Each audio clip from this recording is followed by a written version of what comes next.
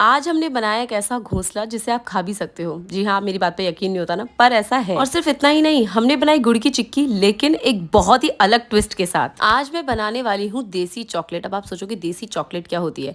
गुड़ की पट्टी आप सबने खाई होगी, लेकिन जिस ट्विस्ट के साथ आज मैं गुड़ की पट्टी बनाने वाली हूँ, आई एम श्योर इसके बाद आप सब उसे ऐसे ही बनाओगे। मैंने यहाँ पर लिया है नॉन स्टिक पैन और उसे मैं रखने वाली हूँ गैस के ऊपर। अगर आप नॉन स्टिक पैन लोगे तो ये ज्यादा अच्छी बनेगी, चिपकेगी नहीं तो आपको बहुत ज्यादा प्रॉब्लम गुड़ की पट्टी को पैन से निकालने में। वैसे नॉन स्टिक है बट फिर भी मैं बहुत सारा घी लगा रही हूँ कि ऐसा कोई चांस ही नहीं रहे कि गलती से भी कुछ चिपक जाए।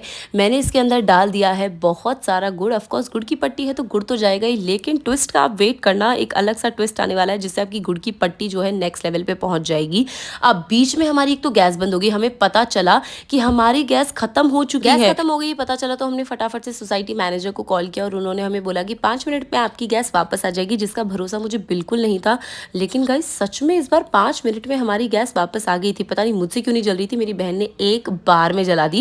एंड फाइनली अब मैं वापस से अपनी गुड़ की पट्टी बनाना चालू कर सकती हूँ। मैं ये वैसे पहली बार बना रही हूँ, लेकिन मैं चाहती थी अगर बना रही हूँ तो फिर कोई अच्छा सा ट्विस्ट दूँ इसको। हमारा गुड़ पिघलना चालू हो गया है और इसके अंदर से जो खुशबू आ रही थी वो सीधा मुझे अपने बचपन में ले गई। मुझे याद है मेरी दादी जो है ऐसे गुड़ पिघला के और ना बहुत सारी डिशेस बनाया करती थी। आप में से किस किस ने बाजरे की रोटी के साथ गुड़ खाया है? मैंने तो बचपन में बहुत खाया, और बाजरे की रोटी भी ऐसी वैसी नहीं, चूल्हे पर बनी हुई बाजरे की रोटी, भाई वो इतनी अच्छी लगती थी। इसकी खुशबू से बस मुझे बार बार वही याद आ रहा था, क्योंकि मुझे बाजरे की रोटी और बाजरे का जो खिचड़ा होता है, हमारे राजस्थान में उसे खिचड़ी नहीं खिचड़ा कहते हैं, उसके साथ गुड़ खाना बहुत ज्यादा पसंद था। 10 मिनट तक मैं इसको अच्छे से पैन में ही चला रही थी कि अच्छे से पक जाए। एंड अब मैं इसके अंदर ऐड करने वाली हूँ हमारा ट्विस्ट, जो कि है कोको पाउडर। अब देखो, चॉकलेट, मफिन्स और केक्स में तो आपने डलता हुआ देखा होगा, बट इसके अंदर शायद कोई एक्सपेक्ट नहीं करेगा।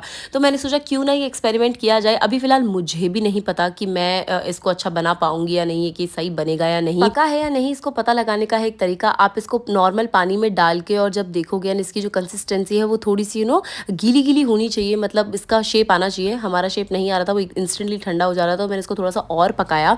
एंड उसके बाद मैं इसको वापस से डालने वाली हूँ पानी के अंदर। घी यहाँ पर जम चुका है, मुझे घी लगाना था प्लेट के ऊपर क्योंकि मैं इसको निकालने वाली हूँ। इंटरनेट का हैक फालतू था जिससे आप पता लगा सकते हो कि ये पकी या नहीं, क्योंकि मेरी बहन कह रही थी कि बहुत ज़्यादा पक गई और अब इसको निकालनी पड़ेगी नहीं तो ये जल जाएगी। हमने फटाफट से उसके अंदर पूरी मूंगफलियाँ डाली एंड उसके बाद इसको निकाल लिया है यहाँ प्लेट के ऊपर। और ये इतना ज़्यादा ठंडी हो गई थी कि अभी इसके ऊपर भी नहीं आ रही थी। मैंने जैसे तैसे इसको इसके अंदर लेकर आई हूँ। मुझे तो लग रहा था मेरी गुड़ की पट्टी या जो भी आप इसे कहते हो चिक्की, ये खराब हो गई है, लेकिन गाइस ऐसा बिल्कुल भी नहीं था। वो बस जल्दी जल्दी ठंडी हो रही थी, इसलिए मैं थोड़ी सी पैनिक कर रही थी।